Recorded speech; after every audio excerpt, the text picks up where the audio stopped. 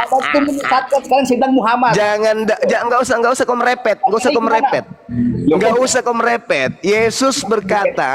Yesus berkata dalam Matius 24, nomor 27, aku akan datang sebagai manusia. Nomor 30, aku datang sebagai manusia. Untuk kemudian datang kedua kalinya sebagai manusia. Menurut Yesus. Menurut Paulus, Yesus datang kepadanya bukan manusia. Menurut Yohanes, dalam 2 Yohanes 1 nomor 7, penyesat itu adalah dia yang pergi ke seluruh dunia, yang tidak mengaku Yesus datang sebagai manusia. Paulus mengatakan, Yesus datang kepadaku bukan sebagai manusia. Siapa penyesatnya, Cak Ayu? Saya tanya sama abang, di agama abang,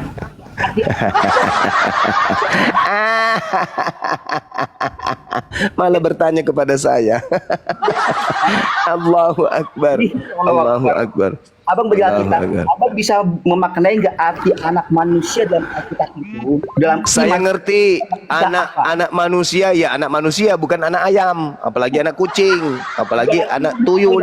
Masih kecil kalau begitu, abang jangan mengatakan abang belum mengerti tentang anak manusia. Menurutmu apa? Anak manusia menurutmu apa?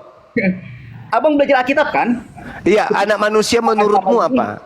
Loh, kok menurut abang? Sekarang saya tanya, menurut abang di Alkitab itu apa anak manusia? Anak manusia itu artinya anak daripada Maria. Nah, terus? Nah, Maria manusia, melahirkan manusia. Kambing melahirkan kambing, ayam menetaskan ayam, kucing melahirkan kucing. Berarti sebatas itu ya? Manusia melahirkan. Berarti sebatas itu cuma abang tahu tentang anak manusia di Alkitab. Domba melahirkan anak domba. Domba melahirkan anak domba. Iya, domba melahirkan domba. Banyak cerita. Kamu banyak cerita. Hei, udah ketahuan bahwa Paulus dan gengnya, Paulus dan pengikutnya Kristen. Ya, Paulus dan pengikutnya yang bernama Kristen itu adalah penyesat. Itu Bible yang mengatakan itu. Bible Anda yang mengatakan itu. Nah, sekarang saya kasih sayembara nih, disaksikan oleh teman-teman yang ada di sini. Saya kasih ente 10 juta kalau ente bisa membuktikan bahwa yang datang kepada Paulus itu adalah anak Maria. 10 juta. Sekarang ini juga saya transfer kalau kamu sanggup membuktikan bahwa yang datang kepada Paulus adalah anak Maria. Silakan. Silakan. 10 juta saya transfer, mungkin melalui Ibu Darni atau siapa Kristen yang kamu kenal. Ya. Kalau kamu sanggup membuktikan kepada saya bahwa yang datang kepada Paulus itu adalah anak Maria, anak tirinya Yusuf. Silakan. 10 juta. Saya lagi puasa, nggak mungkin saya bohong. Silakan. Silakan. Kalau saudara bisa membuktikan bahwa yang datang kepada Paulus itu adalah anak Maria, saya transfer ke Anda 10 juta langsung. Yang datang kepada Paulus atau gimana Bang? Apa saya nggak ngerti Bang. Kan yang datang kepada Paulus mengaku Yesus Kristus. Anak Maria juga ngaku Yesus Kristus. Coba tinggal kau sambungkan. Apa betul Yesus Kristus anak Maria dan Yesus Kristus yang datang kepada Paulus adalah oknum yang sama? Kalau tidak saya transfer. Tapi kalau yes, dia adalah oknum yang sama, saya transfer. Silakan. Lagi pertanyaan abang bingung. Loh, kok Anda bingung? Abang Anda boleh bingung kalau ternyata terbukti ada 2 Yesus. Anda boleh bingung.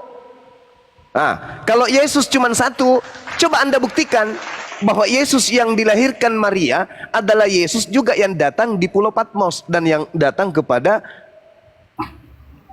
Paulus. Coba.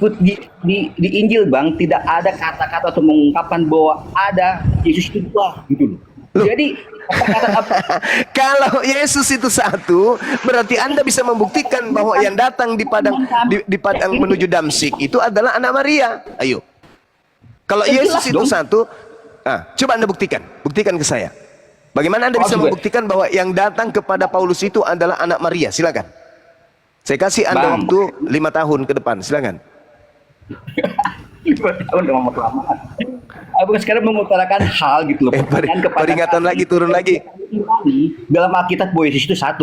Kan bingung jadinya untuk ngejawabnya ini. Tapi Adam berkomitmen bahwa Yesus 2. Ya udah repot lah. Nggak akan ada jawabannya itu. Pantas abang kasih 10 juta, 1 M pun nggak ada jawabannya. Kayak gitu. Ya, saya amankan dulu akunnya Gurunda ya, karena tadi kena pelanggaran tapi beliau tetap di atas, akhirnya ke ini, ke Bennett. Ya, silakan lagi Gurunda. Waduh, ini banyak yang nombak ya. Oh, banyak. Oh, kenal lagi. Iyalah, banyak yang nombak dari tadi Bang Suma. Gurunda. Ayo kawan, saudara Yohanes silakan. Silakan Anda tunjukkan kalau Yesus yang datang kepada Paulus adalah Yesus yang sama yang datang ke rahim Maria. Silakan. Itu dalam kisah penginjilan kisah apa, Bang? Enggak, buktikan aja, buktikan bahwa Yesus yang kau ikuti, Kristen itu kan pengikut Kristus, ya kan? Nah, supaya kita tahu bahwa kalian adalah orang benar misalnya nih, Anda buktikan saja bahwa Kristus yang kamu ikuti itu adalah anak Maria, buktikan.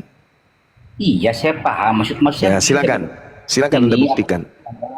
Buktikan bahwa yang datang kepada Paulus itu adalah Yesus yang kami imani, itu kan maksud abang? Bukan adalah Yesus anak Maria. Yang datang kepada Paulus itulah yang kamu imani kan?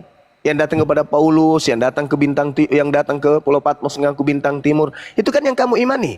Yang awal, yang akhir, akulah yang awal, akulah yang akhir, kepada aku diberi kuasa baik di langit maupun di bumi. Kan itu yang kamu ikuti. Nah sekarang yang saya minta sayembaranya adalah buktikan bahwa Yesus yang awal dan akhir, Yesus yang diberi kuasa, Yesus yang keluar dari kubur adalah Yesus anak Maria. Silakan, buktikan. Bagaimana sejarah atau filmnya kan jelas Bang Kapten dan anak bunda. Iya, Yesus anaknya Maria itu kan, Yesus anak Maria itu kan jelas tuh, dia ngajar selama kurang lebih 33 tahun menurut tradisi Kristen. Kemudian di tahun 52 ke atas muncul juga Yesus Kristus. Nah tinggal kau hubungkan, apakah Yesus yang 33 tahun ini dan Yesus yang muncul yang masih hidup sampai sekarang menemani kalian, yang kalian sebut dengan Roh Kudus itu adalah betul adalah Yesus anak Maria. Silakan buktikan ke kami.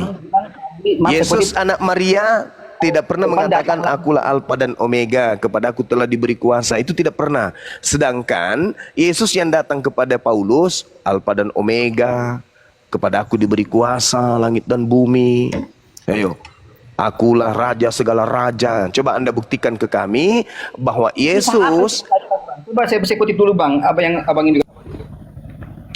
Coba buktikan bahwa Yesus yang Anda sembah, yang bergelar Kristus itu adalah Yesus yang datang di tengah Bani Israel mengajak domba-domba yang hilang untuk kembali kepada hukum Taurat. Coba Anda buktikan, betulkah?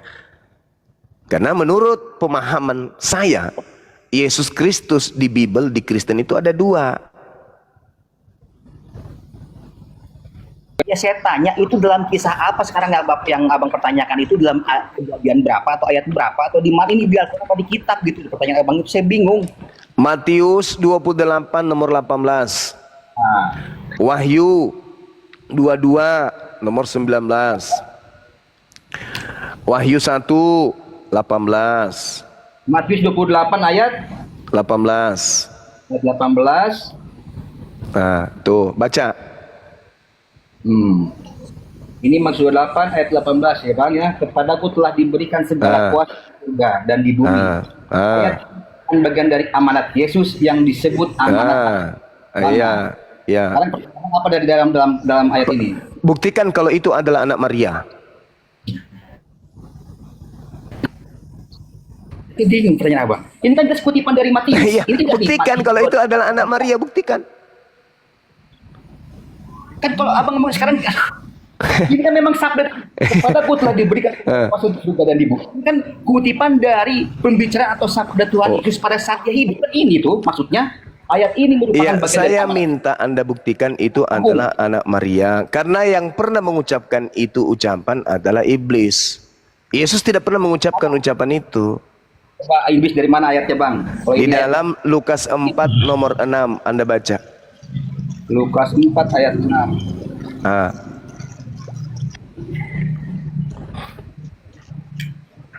Lukas 4 ayat 6. Kata iblis kepadanya, segala kuasa itu serta kemuliaannya akan kuberikan kepadamu. Kata iblis kepadanya, ya kan? Ini abang tahu nggak ceritanya kan? Kalau abang pernah belajar kitab pasti abang tahu lah. Ini saat mencobai Nabi Isa ini di gurun. Oh, iya iya. Makanya siapa yang mengaku kepada siapa yang mengaku sininya awal mulanya gimana ini?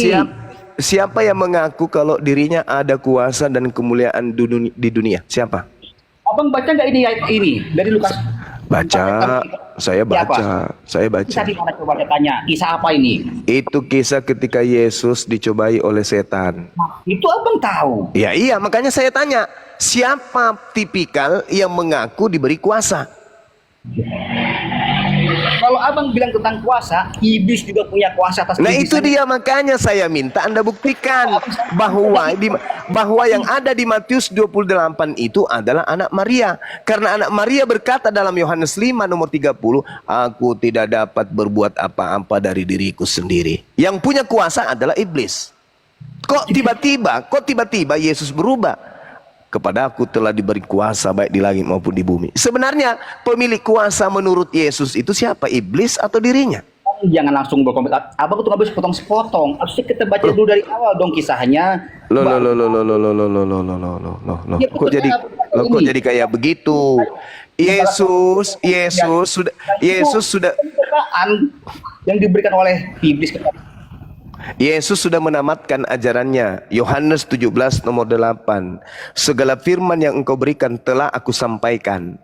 Tidak ada lagi firman kepadaku telah diberi kuasa baik di langit maupun itu enggak ada itu. Yesus tidak pernah punya ajaran itu. Itu muncul setelah keluar sosok dari kuburan.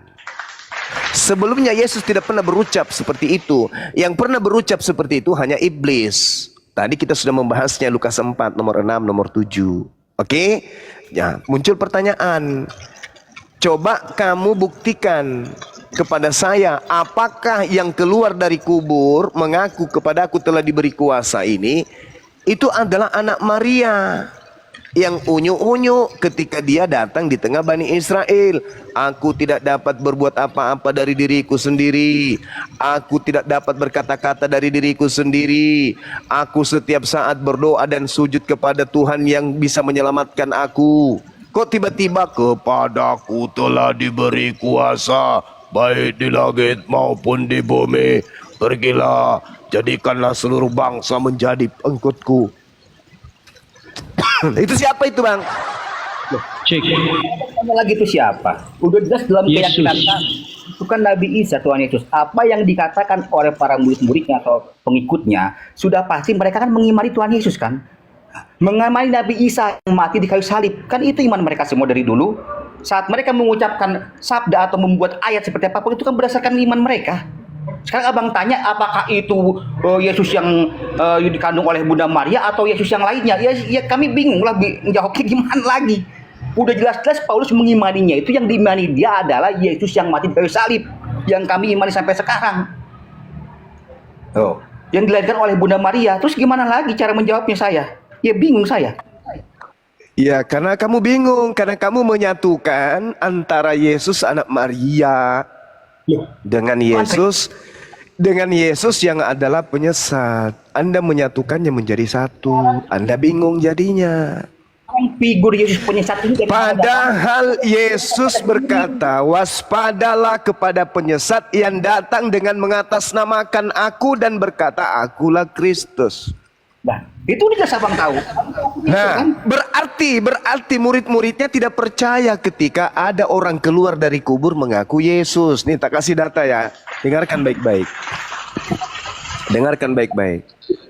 Selama aku bersama mereka, aku memelihara mereka dalam namamu. Oke? Namamu yang telah engkau berikan kepadaku. Aku telah menjaga mereka dan tidak seorang pun dari mereka yang binasa.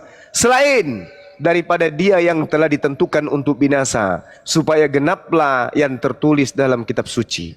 Saya ulang lagi supaya kamu paham. Saya ulang supaya kamu paham.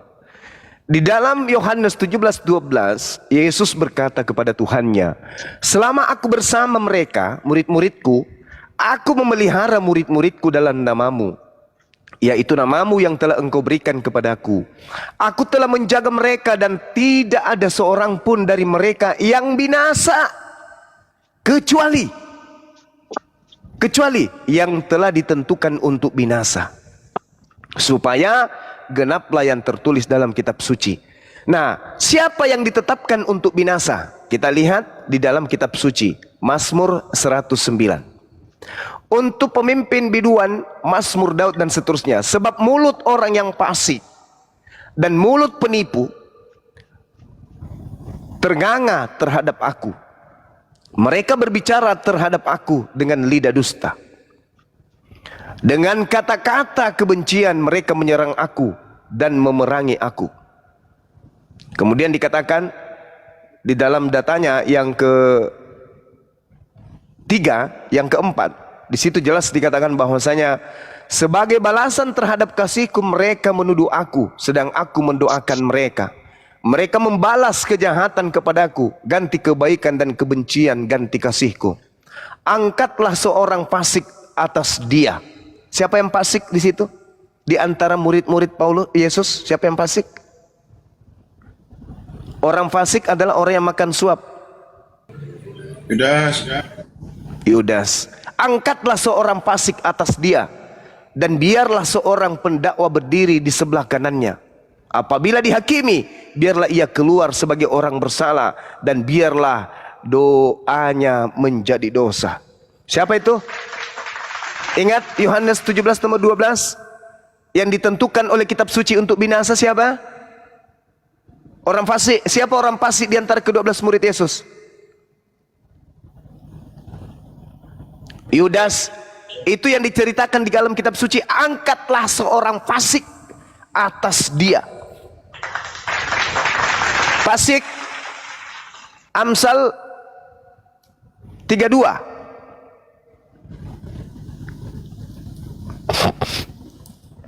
Nomor 17. Tahu itu. Terus pertanyaannya apa yang saya bingung ini apa loh? Pertanyaannya adalah Yesus bukan orang fasik berdasarkan Bible. Yang fasik itulah yang diangkat untuk menggantikan Yesus. Siapa yang fasik di antara ke-12 muridnya? Itu menurut apa? Menurut kepercayaan abang itu. Ya, kan menurut Yesus. Kan Yesus yang mengatakan. Yudas. Kan Yesus yang menubuatkan. Yesus yang mengatakan, bukan saya. Kok jadi saya lagi? Sedikit-sedikit saya. Kejadian bahwa Yesus mengatakan bahwa dia akan digantikan oleh fasik saat di kayu salib. Tidak ada loh bang. Loh, dikatakan di dalam Amsal 21:18, orang fasik menggantikan orang yang benar. Itu bukan berarti yang menggantikan Yesus saat disalib dong.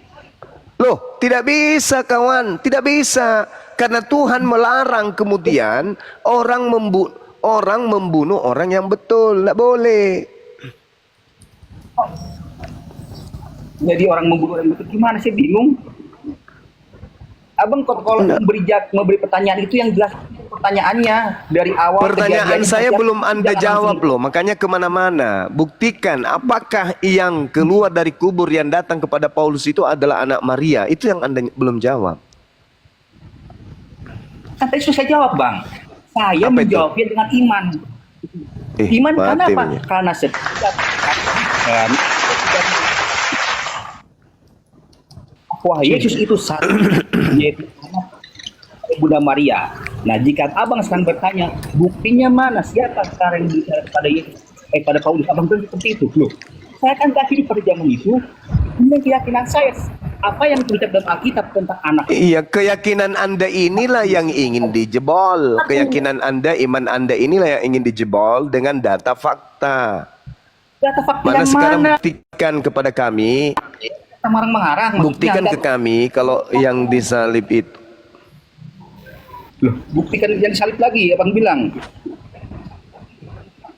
Seperti apa yang dijaga oleh Al-Quran gitu, bahwa bukan Nabi Isa yang salibkan gitu. Ya jelas berbeda lah. Buktikan kalau yang datang kepada Paulus itu adalah anak Maria. Tidak ada di sini bang pelajaran atau di sini bang. Anak Maria ini manusia atau bukan? Anak manusia itu anak manusia itu. Yang datang kepada Paulus anak manusia atau bukan? Ya jelas lah Tuhan itu sendiri. Anak manusia atau bukan? Iya saat dia lahir saat sebelum dia disalibkan. Anak manusia atau bukan? Sebelum dia disalibkan dia anak manusia. Anak manusia atau bukan? Abang tahu saat kejadian itu Tuhan Yesus sudah disalibkan apa belum? Yang datang kepada Paulus anak manusia atau bukan? Ya seta, pertanyaan abang saat itu Yesus itu disalibkan apa belum? Yesus tidak pernah berubah jadi hantu, Ya Tuhan. jadi ayam, jadi kucing. Ibrani 18 nomor 3. Gambar Jelas tertulis di sana, Ibrani 13 nomor 8. Di dunia Yesus tetap sama dulu, sekarang maupun selama-lamanya. Tidak pernah berubah dia. Dia tetap manusia. Dia juru selamat tetap. Sekarang pertanyaan saya, yang datang kepada Maria, yang dilahirkan Maria adalah anak manusia. Ya, kan Yang datang kepada Paulus bukan anak manusia. Sama enggak antara anak manusia dengan yang bukan anak manusia? Sama enggak? Ya sama lah mau manusia.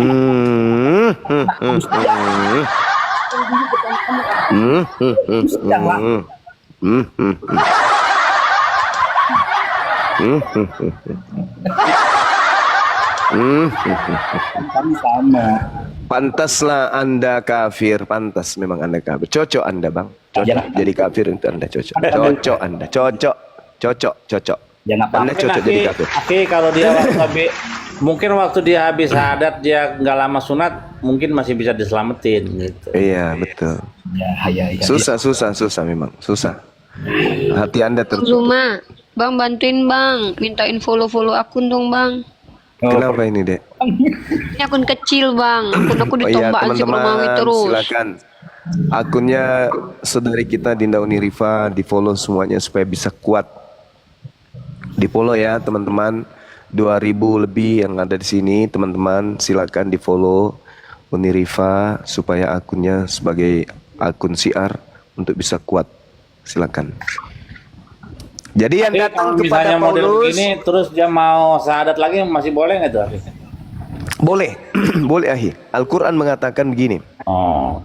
Di dalam Al-Quran gini, tapi Al-Quran itu penegasannya luar biasa. Jadi ketika kemudian mereka beriman, lalu kemudian mereka kufur kembali, Allah kemudian mengunci hati mereka. Innal ladzina amanu tsumma kafaru tsumma amanu tsumma kafaru tsumma zdadu kufra lam yakunillah liyaghfira lahum wa la liyahdiyahum sabila. Sesungguhnya orang-orang yang beriman lalu kafir, murtad, kemudian beriman lagi, lalu kemudian kafir lagi, lalu bertambah kekafirannya, maka Allah tidak akan mengampuni mereka dan tidak pula menunjukkan kepada mereka jalan yang lurus. Karena mereka sengaja melakukan perlawanan kepada Tuhan. Seperti itu.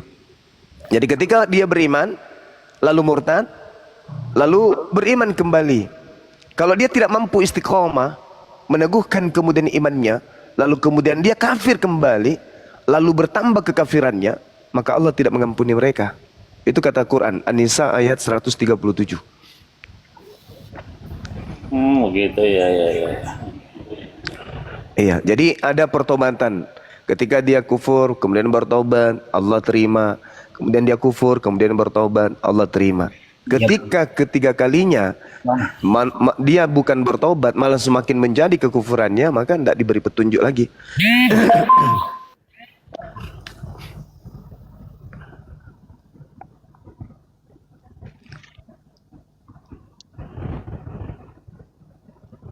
Atau mungkin waktu dia mualaf itu nggak ada pembinaan. Kan kalau di API kan ada pembinaan langsung gitu. Bahkan sunat langsung di Saja ngaku-ngaku dia Bang Billy bawa Habib segala.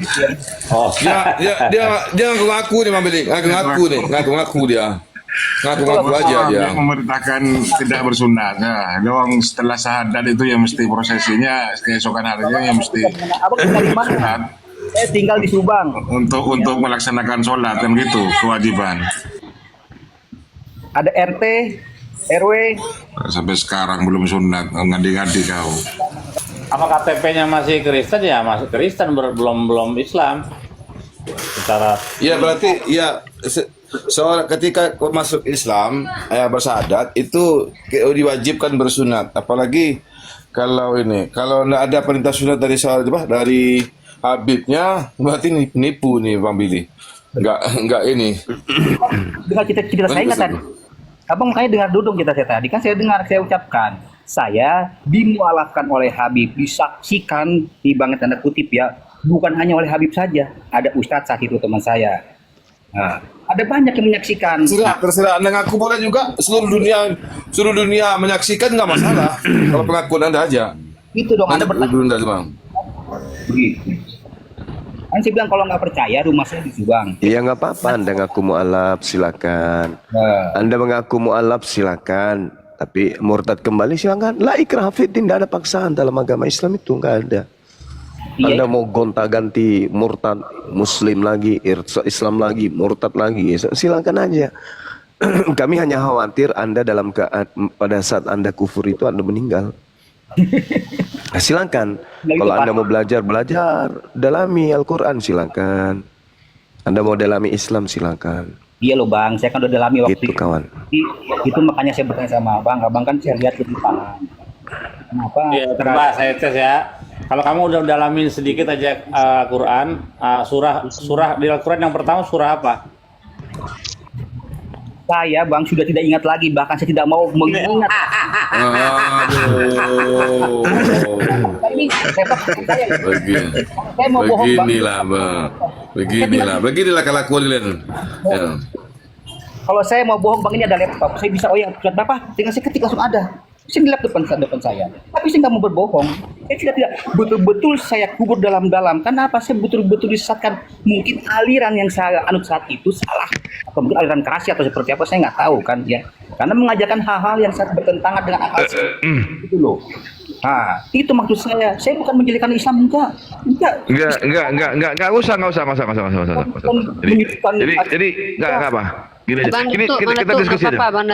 Bang Datuk biar aja gini ya. Biarkan serahkan ke Bang Silakan Zuma. Dinda, silakan. Ya, silakan. Diambil Nah, alih dulu. Loh, Abang jangan pergi. Hah? Udah cukup, Saudara Yohanes sudah cukup. Silakan. Oh gitu. Nah, jadi gini, Brother Yohanes ya. Kita ini kan di ruang dialektika nih. Setiap omongan kita itu kalian boleh bebas. Bahkan saya juga bisa ngaku jadi istri Yesus loh di sini ya. Kalau nggak perlu pembuktian, buat apa kita bicarakan? Nah, ketika kamu mengaku sebagai seorang Muslim, ya dengarkan saya ya. Menjadi seorang Muslim, pernah menjadi seorang Muslim itu tidak akan pernah ada habis jejak-jejaknya. Kenapa? Anak kecil umur 3 tahun aja mampu melafazkan kalam-kalam ilahi, ya. Jadi mustahil kalau ada orang ngaku Islam, pernah jadi Islam terus bilang, "Oh, nggak tahu lagi ini dan itu." Itu mustahil banget ya. Nah, yang kedua, itu tidak menjadi poin kali ini. Yang menjadi poin adalah ketika Bang Zuma sudah menjelaskan kepada kamu semua bagaimana Bang Zuma bisa membuktikan bahwa kalian Kristen hanya pengikut iblis, bukan pengikut Yesus, tapi mengklaim pengikut Yesus, itu yang perlu kita tanggapin. Bentar, tunggu dulu. Nah, kalau kamu ingin membahas bagaimana Islam ini betul-betul datang dari Tuhan, kami pun mampu membuktikan. Jadi kami umat Islam ketika berbicara, kami bisa membuktikan. Nah, dialektika inilah kita pembuktian. Bang Zuma dari tadi berbicara menggunakan data. Ketika Bang Zuma bertanya sama kamu, ya, kamu ditanya bahwa Yesus mengaku sebagai anak manusia. Apakah yang datang kepada Paulus anak manusia? Apakah yang datang ke Pulau Patmos ada anak manusia? Kenapa ketika Yesus mengaku sebagai anak manusia, mati sebagai manusia, bangkit sebagai manusia, naik ke surga sebagai manusia? Itu yang perlu kamu tanggapin. Ya, terserah kamu pernah kejawen kayak pernah apa kayak, oke lah, kami nggak peduli. Sekarang itu yang kamu perlu tanggapi. Buktikan imanmu adalah iman yang benar dengan menunjukkan bahwa apa yang kau imani di Kristen doktrin tentang juru selamat adalah Yesus, dosa waris, itu betul-betul ada validasinya di kitabmu. Itu ya yang perlu kita buktikan di sini. Silakan. Kalau nggak tahu apa-apa tentang Kristen, mending bertanya saja sudah. Di sini ada orang Yahudi, ada Bang Billy. Kau mau bertanya tentang keyahudian, kau mau bertanya tentang Islam, silakan. Kayaknya sama kayak Bang Juma ya, terus nyerocos dengan komitmen sendiri, dengan statement sendiri. Saya bingung gitu loh.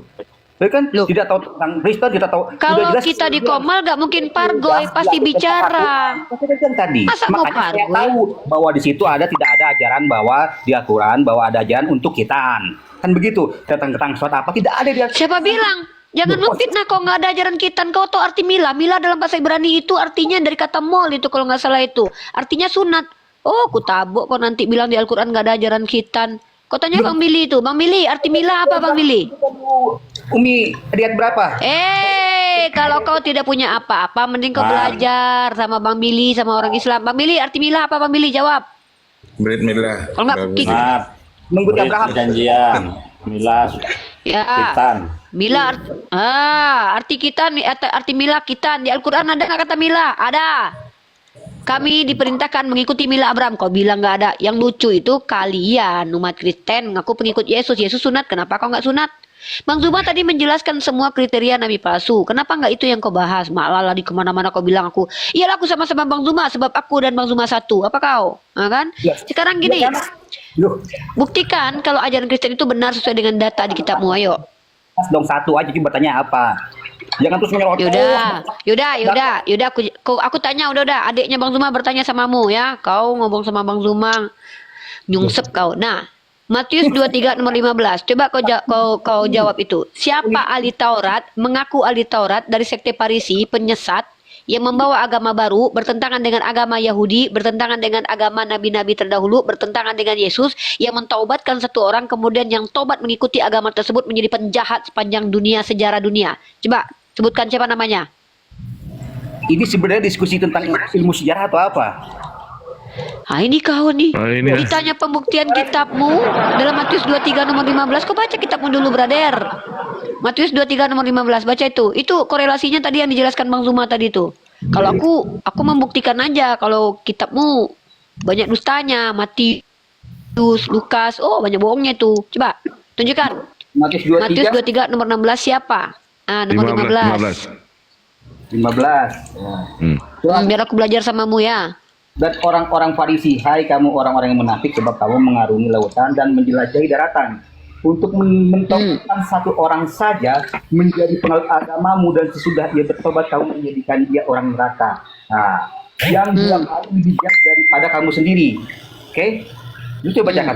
Terus siapa dia itu? Siapa satu tokoh yang menjadi tokoh agama tertentu ya dan menjadi mentaubatkan orang-orang menurut agama dia lalu menjadikan orang-orang yang ikut agamanya menjadi manusia-manusia terkeji sepanjang bumi. Coba jawab siapa mereka? Karena aku mau kasih kau siapa mereka biar aku tunjukkan. Harus sesuai dengan kata-katanya, jangan ada keji siapa di sini karena nggak ada. Ya loh. kan dikatakan di situ lebih jahat daripada Paulus. Paulus menghabisi nyawa Stefanus. Maka orang-orang ini yang bertaubat ini adalah orang yang menghabisi nyawa orang lain karena berbeda keyakinan dengan dia. Coba tunjukkan siapa, mana agama itu? Coba. Selain Kristen mana? Aku bisa tunjukkan kalau itu agama Kristen. Kau bisa nggak tunjukkan kalau agama itu agama Yahudi atau Islam? Tunjukkan ada orang Yahudi yang menyebarkan agamanya, kemudian mentaubatkan orang lain, lalu orang yang ikut agama Yahudi itu menjadi orang yang terjahat di muka bumi. Coba tunjukkan secara sejarah. Kalau enggak Islam atau Hindu, Buddha, coba tunjukkan. Pakai data. Kalau enggak berarti Tuhanmu berbohong. Kalau tidak ada terbukti ada manusia yang mengajarkan agama baru, yang mana pengikutnya adalah orang-orang terjahat sepanjang sejarah, maka berarti Tuhanmu berbohong. Atau tunjukkan ada nggak orang Yahudi pernah mengajarkan agamanya ke menyeberang lautan, mentaubatkan orang lain. Agama Yahudi ini adalah agama eksklusif. Ya, coba. Udah. Mereka bukan termasuk agama Syiar. Coba, mana? Coba kan satu orang saja. Nggak bisa, nggak udah. mampu. Ya sudah, kalau nggak mampu biar sini aku bantu kau. Nih, Bang, ya. Aku mau buka data, ya. Nih. Aduh, ternyata aku belum bisa buka cam ini ya. Turun dulu, Oke, aku- Dek. Oh, turun dulu, aku naik lagi ya. Siap, Ya, turun dulu. Tanya dulu. Aduh, kalah berarti. Turun dulu dia beli dia karena dia tadi apa namanya followernya nggak sampai 700. Aduh, Oh. kau inilah.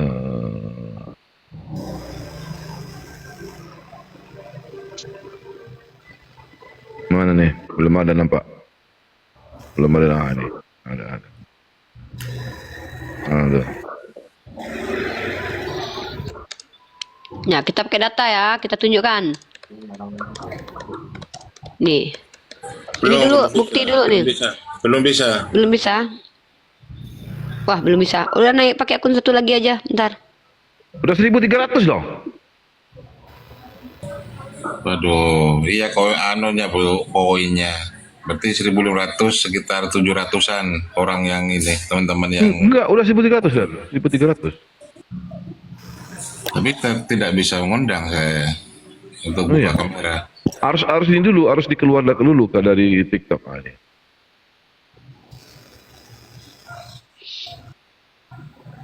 Oke, saya pakai data ya. Ini sekarang kita masa fase pembuktian. Bang Zuma tadi mengajarkan kamu, Yohanes, menggunakan ayat.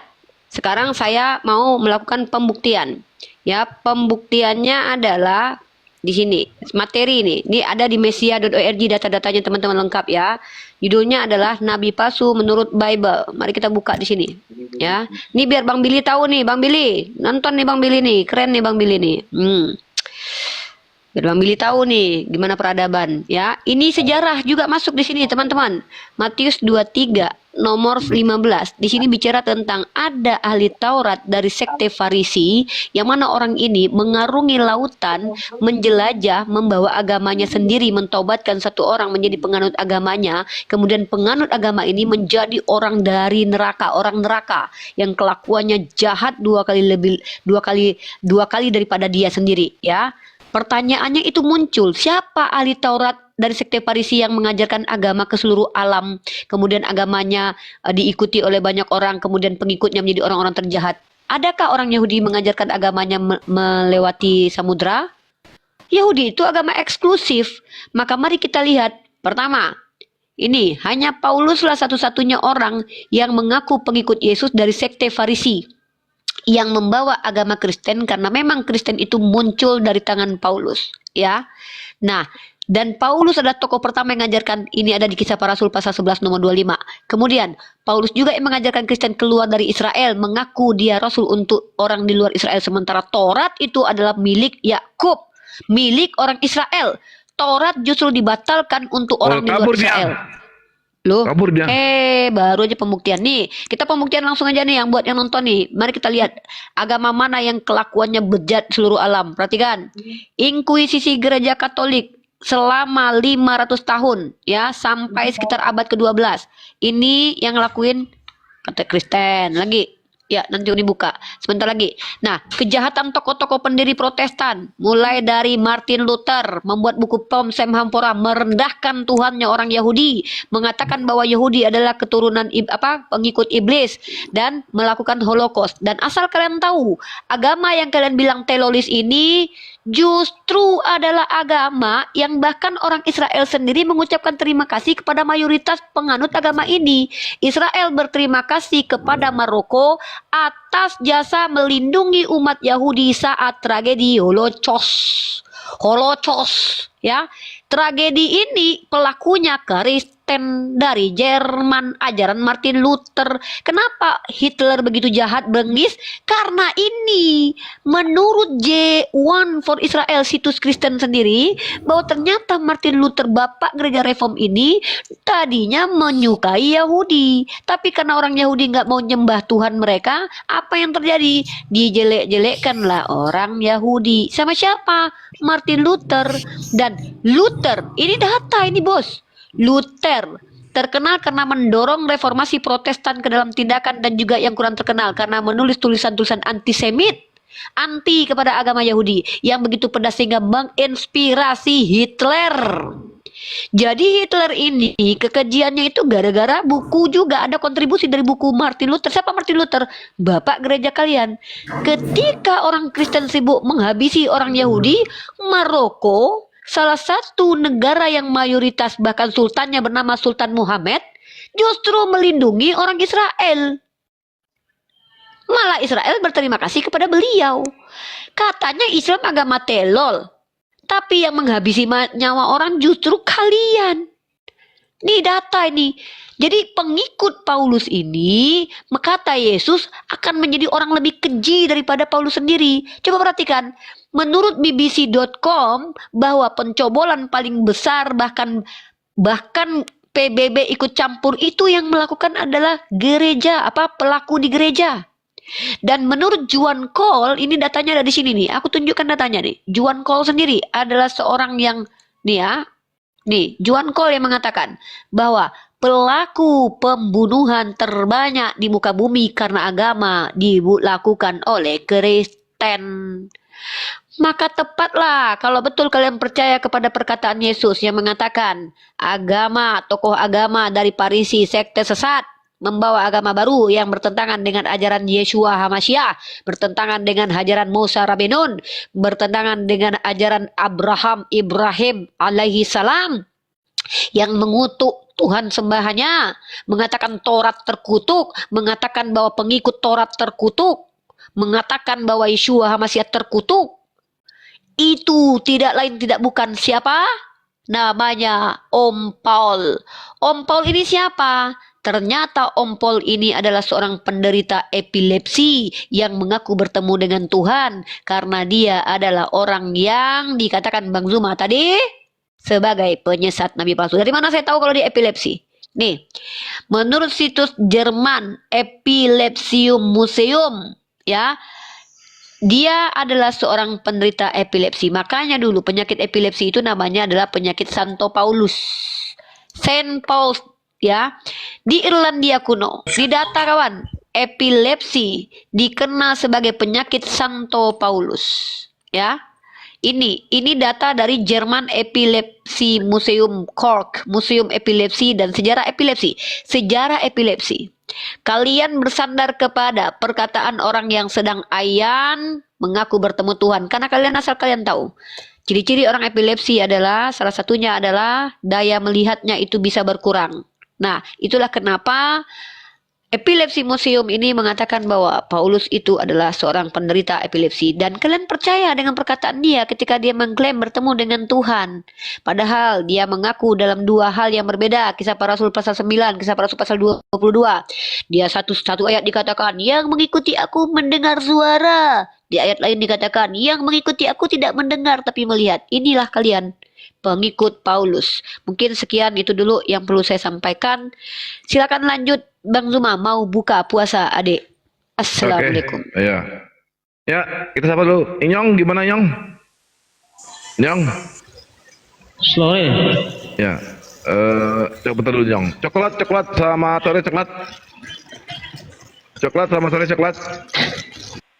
Coklat sama sore. Ya, silakan Nyong ditanggapi. Silakan Nyong ditanggapi Nyong. Oke. Data yang dimunculkan oleh Unirifa itu merupakan data penyesatan. Dan saya boleh buat data seperti itu. Tetapi kalau Unirifa menarasikan seperti itu yang dialamatkan kepada Paulus, kalau Paulus memang ada penyakit seperti itu, nggak mungkin dia bisa menulis ada beberapa kitab. Gini ada Nyong, Yang ada dalam kitab Perjanjian Baru. Tambahannya, bantahannya. Jadi Ya. jadi kalau sebuah tesis data dibantah dengan data, bukan dengan Iya. jongor. Ya, kalau Anda tampilkan, saya besarkan Anda, tampilkan datanya. Oh ini loh, gitu loh. Oke. Jadi kita ada pembelajaran. Kalau sekedar Anda Oke. ngomong saja tanpa ada sebuah data pembantahnya, kita nggak akan pinter Nyong. Itu Nyong. Oke, ya. Jadi kalau Dato mau menuntut saya membuktikan data atau literasi yang di luar dogma, saya saat ini belum bisa tampilkan. Tetapi bagaimana Unirifa menarasikan seperti Enggak, kalau itu? begitu Anda jangan ngomong Tetapi, gitu. dengar dulu. Hmm. Tetapi dalam bukti bahwa bukan hanya satu kitab Paulus tulis, bukan hanya satu kitab. Enggak, Artinya, sekarang ada nggak data pembantahnya dari Anda? Kalau enggak ada, bilang ada. Buat saya nggak perlu dibantah karena itu data penyesat itu. Bukan, itu data yang diambil dari Kristen sendiri, bukan dari Islam, bukan dari Yahudi, bukan. Ya, walaupun dia Kristen, mengakui Kristen, tetapi kalau dia penyesat, Aduh. apa yang kita mau ambil Enggak, dari kalau penyesat Anda itu? tidak mampu, udah diam. Kita lanjut lagi. Anda bertanya saja.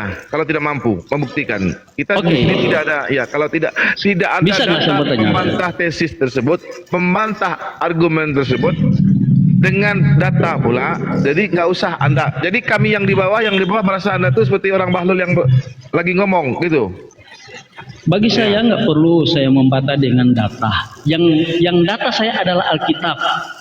Karena apa yang dinarasikan oleh Paulus ketika dia berjumpa dengan Yesus. Oke, saya tanya sama Anda. Di dalam Bible dikatakan Paulus mengaku dikirim utusan iblis. Apa itu utusan iblis?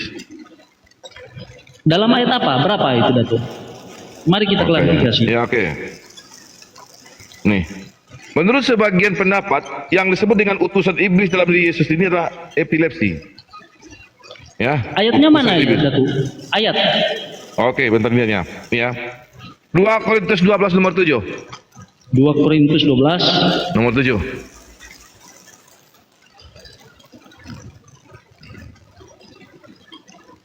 Ya, di sini dia berkata begini, Datuk. Dan supaya aku jangan meninggikan diri karena penyataan yang luar biasa, maka aku diberi suatu duri di dalam dagingku, yaitu seorang utusan iblis untuk mengocoh aku supaya aku jangan meninggikan diri. Jadi artinya, Datuk, dalam pelayanan Paulus, Siapa itu ketika utusan iblis? Tuhan Yesus